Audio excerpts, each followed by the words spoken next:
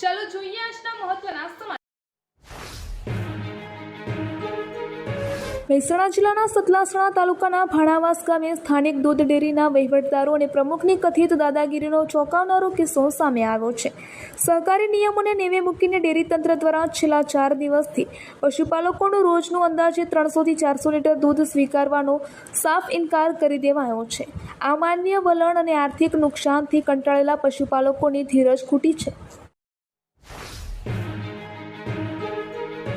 ઉત્તર ગુજરાતમાં લાંબા વિરામ બાદ મોડી રાત્રે વાતાવરણમાં પલટો આવ્યો છે અને ગાજવીજ સાથે સાર્વત્રિક વરસાદની શરૂઆત થઈ છે। કડી અને સતલાસણામાં 3 ઇંચ જેટલો વરસાદ પડ્યો હતો। મેઘમહેર વચ્ચે બનાસકાંઠાના વડગામ તાલુકાના સકલાણા ગામે એક હૃદયદ્રાવક ઘટના સામે આવી છે। ગુજરાતમાં ચોમાસાની શરૂઆતની સાથે જ ખેડૂતો દ્વારા પાક વાવેતરની કામગીરીને વેગ મળ્યો છે। રાજ્યમાં જૂન 2026 દરમિયાન કુલ 4,27,152 હેક્ટર વિસ્તારમાં પાક વાવેતર નોંધાયું છે, જે ગયા વર્ષના સમાન સમયગાળા દરમિયાન થયેલા 3,41,188 હેક્ટર વાવેતરની સરખામણીએ નોંધપાત્ર રીતે વધુ છે। કૃષિ વિભાગના પ્રાથમિક આંકડા મુજબ રાજ્યમાં આ વર્ષે સૌથી વધુ કપાસના પાકનું વાવેતર થયું છે। રાજ્યના ખેડૂતો દ્વારા 2,39,885 હેક્ટર વિસ્તારમાં કપાસનું વાવેતર કરવામાં આવ્યું છે, જ્યારે મગફળી બીજા ક્રમે રહી છે અને 1,36,541 હેક્ટર વિસ્તારમાં મગફળીનું વાવેતર નોંધાયું છે। બનાસકાંઠા લોકલ ક્રાઇમ બ્રાન્ચે પાથાવાડા વિસ્તારમાંથી ભારતીય બનાવટના વિદેશી દારૂનો મોટો જથ્થો ઝડપી પાડ્યો છે। એક બજાજ ઓટો રિક્ષામાંથી 684 નંગ દારૂની બોટલો અને બિયર મળી આવ્યા હતા, જેનો કુલ કિંમત ₹3,64,720નો મુદ્દામાલ જપ્ત કરવામાં આવ્યો છે। પોલીસે વધુ તપાસ હાથ ધરી છે। એલસીબી ટીમને મળેલી બાતમીના આધારે ધાનેરા તાલુકાના ખિંમત ગામની સીમમાં નાકાબંધી ગોઠવવામાં આવી હતી। આ નાકાબંધી દરમિયાન શંકાસ્પદ ઓટો રિક્ષાને રોકવાનો પ્રયાસ કરાતા તેનો ચાલક રિક્ષા મૂકીને ફરાર થઈ ગયો હતો। રાહ તાલુકાના ચાંગડા ગામે ત્રીજા વન કવચના નિર્માણનું આયોજન ચાલી રહ્યું છે, જેમાં ગામ લોકો દ્વારા વિરોધ કરવામાં આવી રહ્યો છે। આ મામલે ચાંગડા ગામના સરપંચ ગીતાબેન ખુલાસો આપ્યો છે કે સરપંચ ગીતાબેનના જણાવ્યા અનુસાર ગામમાં અગાઉથી 2 વન કવચ અસ્તિત્વમાં છે। ત્રીજા વન કવચ માટે 10,000 વૃક્ષો વાવવાની તૈયારી ચાલી રહી છે। તેમનો મુખ્ય ઉદ્દેશ સર્વ સમાજના લોકોને સાથે રાખી વૃક્ષોનું જતન કરવાનો અને ગામને ભવિષ્યમાં હરિયાળું બનાવવાનો છે। પંચમહાલ જિલ્લાના સુપ્રસિદ્ધ યાત્રાધામ પાવાગઢ ખાતે ગત રાત્રિના ભારે વરસાદ બાદ આજે વહેલી સવારે 5 વાગ્યાની આસપાસ એક હૃદયદ્રાવક ઘટના સર્જાઈ છે।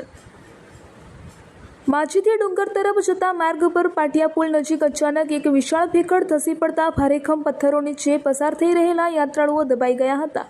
આ કાળમુખી ઘટનામાં 2 શ્રદ્ધાળુઓના ઘટના સ્થળે જ કમકમાટી ભર્યા મોત નીપજ્યા છે, જ્યારે અન્ય 4 યાત્રાળુઓ ગંભીર રીતે ઇજાગ્રસ્ત થતા સમગ્ર યાત્રાધામમાં અફરાતફરી અને ભયનો માહોલ વ્યાપી ગયો હતો। ભાવનગરની સરટી હોસ્પિટલના ઓર્થોપેડિક વિભાગમાં મેડિકલ વિદ્યાર્થીઓ સાથે થયેલા રેગિંગના મામલે એન્ટી રેગિંગ કમિટીએ આશરે 8.5 કલાક સુધી ચાલેલી બેઠકમાં પીડિત વિદ્યાર્થીઓ અને રેગિંગ કરનાર વિદ્યાર્થીઓ સહિત ફેકલ્ટી તથા સ્ટાફના નિવેદનો લીધા હતા। તપાસ પૂર્ણ થયા બાદ 6 વિદ્યાર્થીઓને રેગિંગના ગુનામાં દોષિત જાહેર કરી 6 મહિનાથી 2 વર્ષ સુધી સસ્પેન્ડ કરવામાં આવ્યા છે। રાજ્યમાં પ્રી મોન્સૂન એક્ટિવિટી જોર પકડી રહી છે। છેલ્લા 2 દિવસથી રાજ્યના છૂટાછવાયા જિલ્લાઓમાં વરસાદ નોંધાઈ રહ્યો છે। છેલ્લા 24 કલાકમાં રાજ્યના 76 જિલ્લાઓમાં 1 મીમીથી લઈને 4.5 ઇંચ સુધી વરસાદ નોંધાયો છે। ચોમાસાના આગમન પહેલા સૌથી વધુ પંચમહાલના હાલોલમાં 4.57 ઇંચ વરસાદ ખાબકી ગયો છે। આજે પણ વહેલી સવારથી જ છોટાઉદેપુર, વલસાડ, મહીસાગર, નર્મદા, અમરેલી સહિતના વરસાદી માહોલ જામ્યો છે। સવારના 6 થી 10 વાગ્યા સુધીમાં રાજ્યના 46 તાલુકાઓમાં વરસાદ નોંધાયો છે, જેમાં સૌથી વધુ ખેડાના ગળતેશ્વરમાં 2.91 ઇંચ વરસાદ ખાબક્યો છે। રાજકોટની પીડીએમ માલવિયા કોલેજ ફાટકના રસ્તે 2 છેડે ઝેડ આકારનો અંડરબ્રિજ બનાવવાનો નિર્ણય ઘણા સમય અગાઉ લેવાયો હતો। આ માટે ગત ઓગસ્ટ મહિનામાં જ રાજ્ય સરકાર દ્વારા ₹40.86 કરોડની ફાળવણી પણ કરવામાં આવી હોવાનું ધારાસભ્ય ટીલાળાએ જણાવ્યું હતું। જોકે ચૂંટણીના કારણે આ પ્રક્રિયા અટકી ગઈ હતી, પરંતુ હવે મનપા દ્વારા ફરીથી અંડરબ્રિજ બનાવવા માટેની કામગીરી શરૂ કરવામાં આવી છે. ગોધરા શહેરમાં આજે સવારથી જ મેઘરાજાએ ધમાકેદાર બેટિંગ કરતા ભારે વરસાદ વરસ્યો હતો. આજે 3.5 ઇંચ જેટલા વરસાદના કારણે શહેરના અનેક વિસ્તારોમાં પાણી ભરાઈ જતા જનજીવન પ્રભાવિત થયું હતું.